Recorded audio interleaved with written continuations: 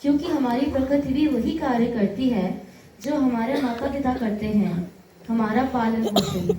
अगर प्रकृति को हम अपना निजी नहीं समझेंगे तो उसका ध्यान भी नहीं रखेंगे, जो आगे जाकर हमारे विनाश का कारण बनेगा। Is it so, sir? तो लोग नेचर को इतना पॉल्यूट क्यों करते हैं? क्योंकि आजकल के लोग प्रकृति के साथ अपनापन खोते जा रहे हैं, और आप जैसे वेस्टर्न कल्चर से प्रभावित युवा तो रिलेशन जोड़ने में विश्वास ही नहीं रखते।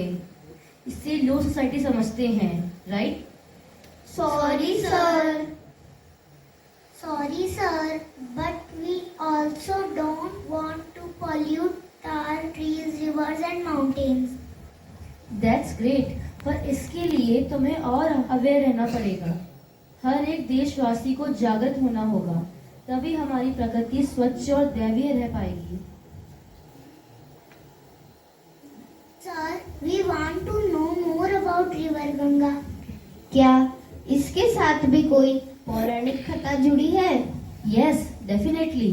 तो हमें भी बताइए ना। हाँ हाँ, क्यों नहीं। माँ गंगा पहले स्वर्ग में निवास करती थी। तो फिर यह पृथ्वी पर कैसे आई? It's a long story.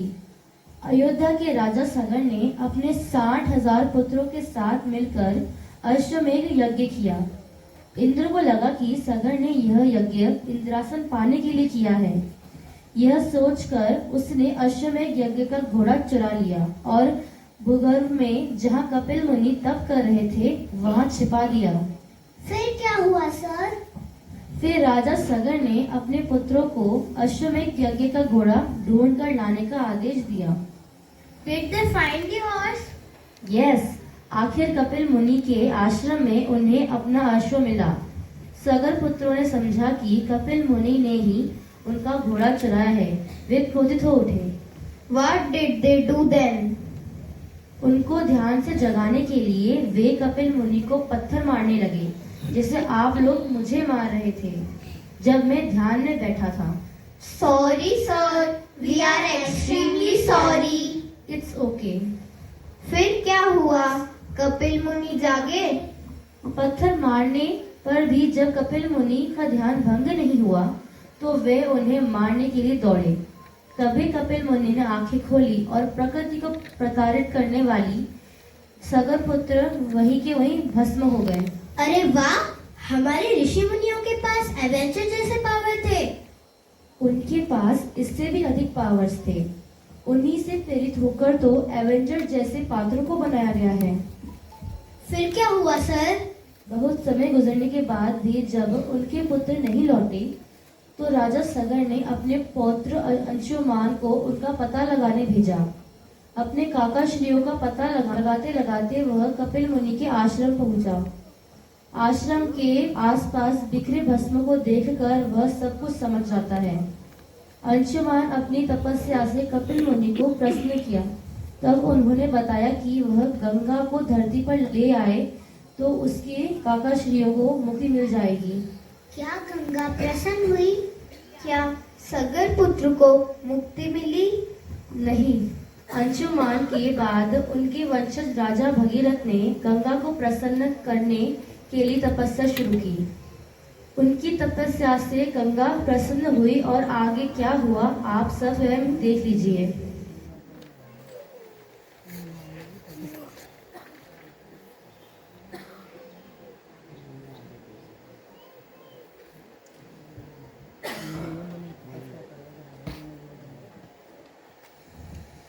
पुत्र भगीरथ, आंखें खोलो। माँ गंगा, ओम स्वरूपायणी नमो नमः। प्रभु विष्णु के श्री चरणों से प्रकट हुई हे पाप हारिणी माँ गंगा, तेरे पुत्र भगीरथ का आपको कोटि कोटि प्रणाम। आपके दर्शन पाके मैं धन्य हुआ माँ। भगीरथ, तुम्हारी तपस्या से मैं प्रसन्न हुई। कहो, क्या इच्छा है तुम्हारी? माता, मेरे जीवन और इस तपस्या का एक ही उद्देश्य है, मेरे पूर्वजों को श्राप से मुक्ति दिलवाना। आप उनको अपने में समाकर मुक्ति प्रदान करें माँ, मुक्ति प्रदान करें। भगीरथ, मेरे प्रचंड वेग से अनजान तुमने मुझे पृथ्वी पर आमंत्रित तो कर दिया है, पर मेरे प्रचंड वेग को रोकने की ताकत किसी में नहीं है। तो जो भी परिणाम हो भुगतने के लिए तैयार हो जाओ। मैं आ रही हूँ।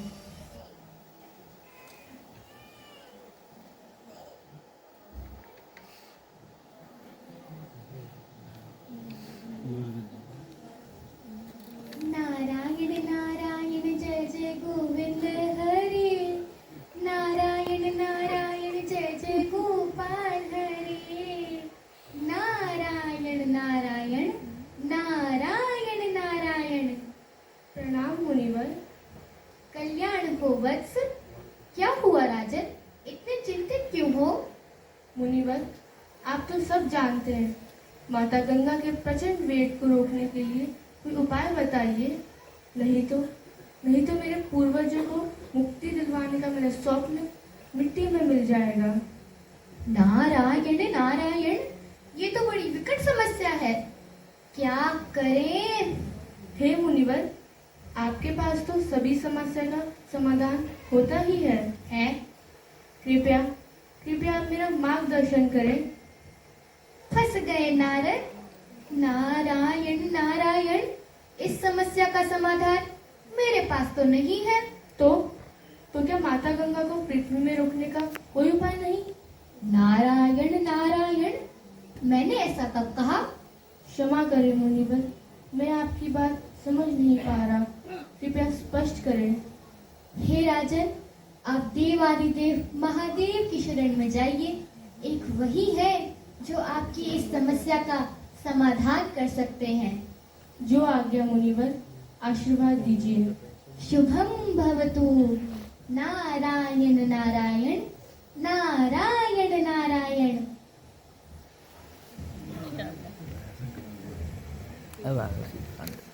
वत्स, हे देव आदिदेव, हे महादेव, कृपा करें।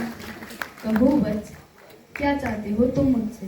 प्रभु, आप तो त्रिकाल ज्ञाता है।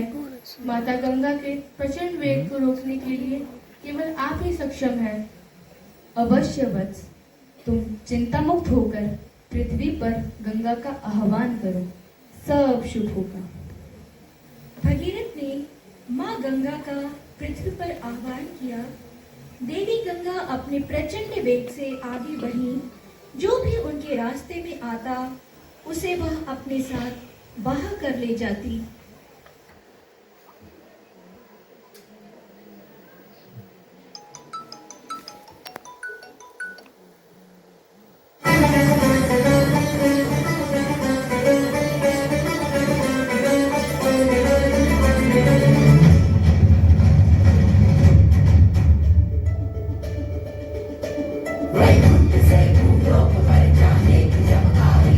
वैकुंठ से भूलोक पर जाने की जब आई घड़ी,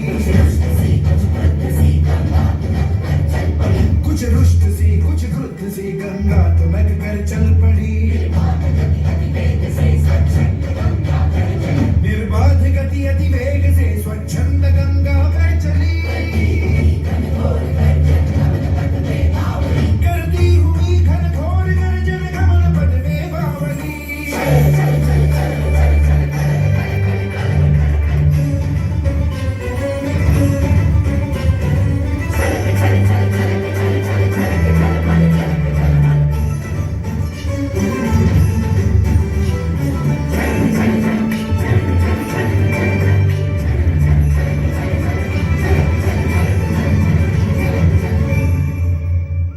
इस दामिनी के वेग को रोकेगा कौन ये सोचते।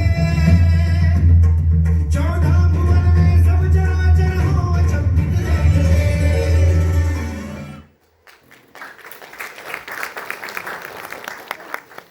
नारायण नारायण। प्रणाम भोलेनाथ। आप यहाँ क्या कर रहे हो? यहाँ क्या कर रहा हूँ? अर्थात नारद, मैं अपने कैलाश पर बैठा हूँ। यहाँ नहीं रहूंगा तो कहाँ जाऊंगा?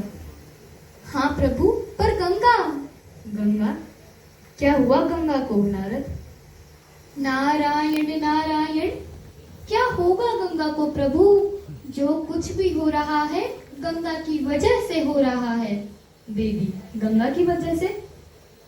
नारायण नारायण, आप जानबूझकर अनजान बन रहे हैं प्रभु। क्या आप भगीरथ को दिया वरदान भूल गए? शांत नारद शांत, मैं कुछ नहीं भूला हूँ। ना ही देवी गंगा का प्रचंड वेग और ना ही भगीरथ को दिया वरदान। तुम निश्चिंत होकर नारायण का नाम स्मरण करो। हमेशा वही तो कहता हूँ। प्रभु इच्छा भगवान, नारायण नारायण नारायण नारायण। पृथ्वी पर जाने से पहले देवी गंगा का गर्भ खंडित करना आवश्यक है। उनके चंचल मन को शांत करना पड़ेगा। उसका एक ही उपाय है कि देवी गंगा को अपनी जटाओं में जकड़ लेना होगा, तभी देवी गंगा जन्म।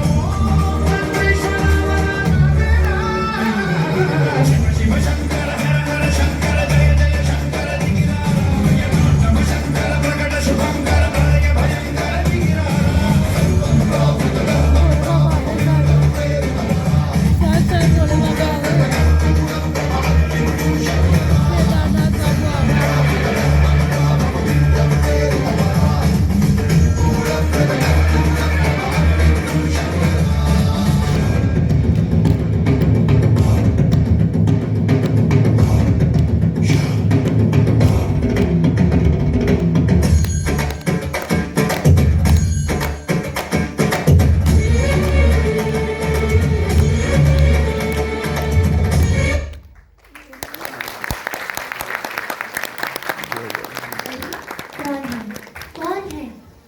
ये मैं कहाँ आ गई? यहाँ ना तो अंधेरा है, ना ही प्रकाश, ना ही अवकाश है, ना ही शून्य अवकाश। लग रहा है जैसे मेरी स्वच्छंदता को किसी ने जकड़ लिया है, पर फिर भी मैं व्याकुल नहीं हूँ। मेरे मन को इतनी शांति कैसे मिल रही है? कौन है? कौन है जिसने मुझे रोका है? मुझे बाहर निकालो, बाहर निकालो मुझे।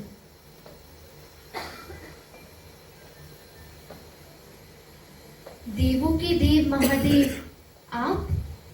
अच्छा, अब मैं समझी। वो आप हैं जिन्होंने मुझे अपनी जटाओं में बांध रखा है। पर क्यों महादेव, आपने ऐसा क्यों किया? शांत हो जाओ गंगे, मैंने तुम्हें बांधा नहीं है, मैंने तुम्हें अपनी जटाओं में समेट लिया है। पर आपने ऐसा क्यों किया महादेव? मेरे वेग को क्यों बाधित किया है? गंगे, तुम्हारा यह प्रचंड वेग सभी जीवों को हानि पहुंचाएगा, समस्त ब्रह्मांड को तहस नहस कर देगा। तुम्हारा यह अभिमान सर्वथा अनुचित था। मुझे क्षमा करें महादेव, पर अभी भी मुझे अपने प्रचंड वेग पर गर्व है। मुझे अभिमान है अपनी उस शक्ति पर जिस कारण मुझे आपके शीर्ष पर स्थान मिला है। अब मैं हमेशा आपके मस्तक पर शोभायमान रहूंगी। मेरा स्थान और ऊंचा हो गया। गंगे, आपको अपने शीश पर धारण करने से मेरा भी सौभाग्य बढ़ा है। आज से मैं गंगाधर नाम से भी जाना जाऊंगा। अब तुम अपने जीवन के उद्देश्य को पूरा करो। तुम्हारा जीवन का उद्देश्य है जीव मात्र का कल्याण करना। कल्याण हो। जैसे मेरे प्रभु का आज्ञा। अब अपने उद्देश्य की ओर अग्रसर हो।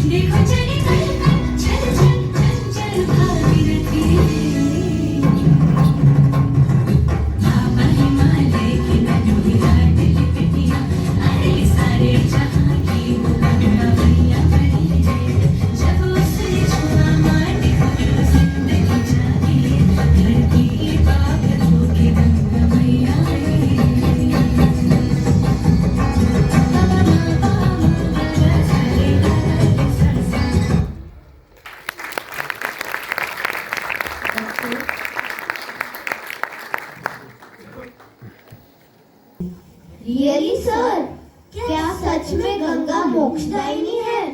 हाँ बच्चों, चलो गंगा आरती दे।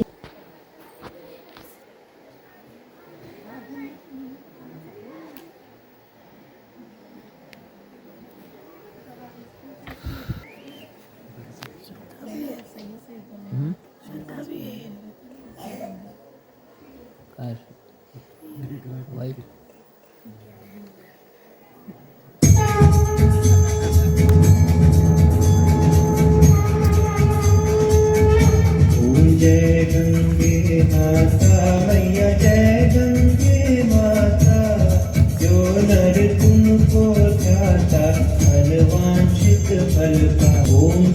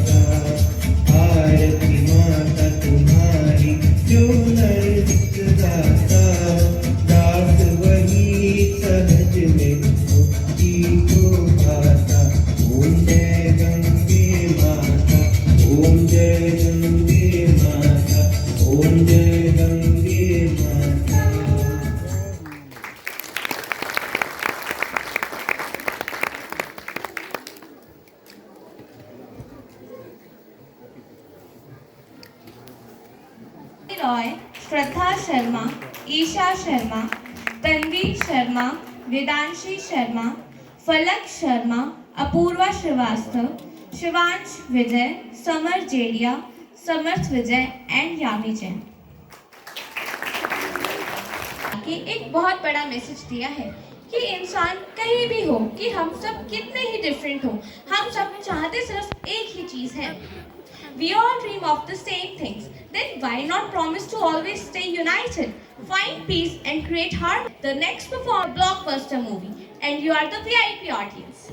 Popcorn anyone, because you are in for a cinematic treat.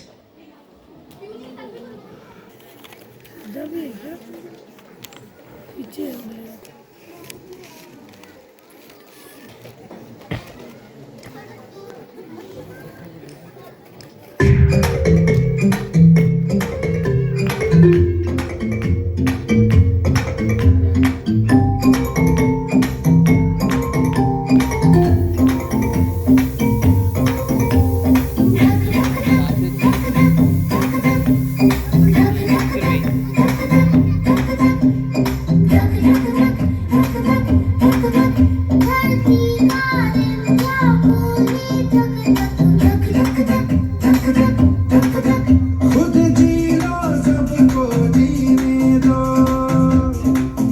खुद जी लो सबको जीने दो, मेरे लिए जरूरी सब उधर दी का दिल क्या बोले धक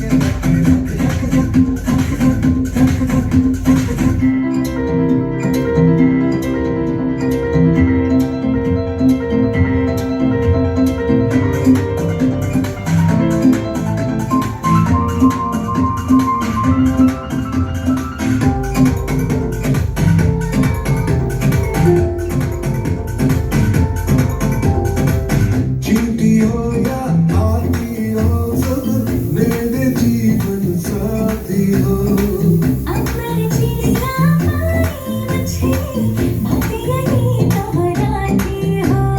खास दोस्त यार हो और तितली झपकल लगी यार मरमत. बोल रहे हैं मिलकर सारे, वो बोल रहे हैं मिलकर सारे, एक और दो और सब. धरती का दिल क्या बोले धक धक धरती का दिल क्या बोले धक धक.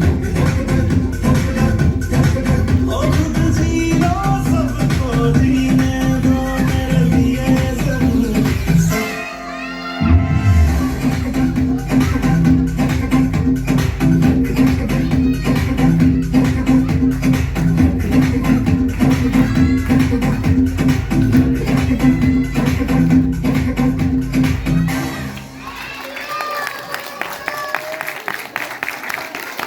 This was a breathtaking Friends, across continents, under different skies, we may dance to different tunes and celebrate differently, but the melody of our shared dreams resonates as one. The experiences I have shared with you today reveal that beneath our diversity, we are united by a universal desire for peace, harmony, and happiness. by Jadoo. Our differences make us unique, and yet it's our shared dreams that bind us together. In this grand tapestry of humanity, we find that we are all threads intricately woven into the story of Ek Duniya, Ek Sapna.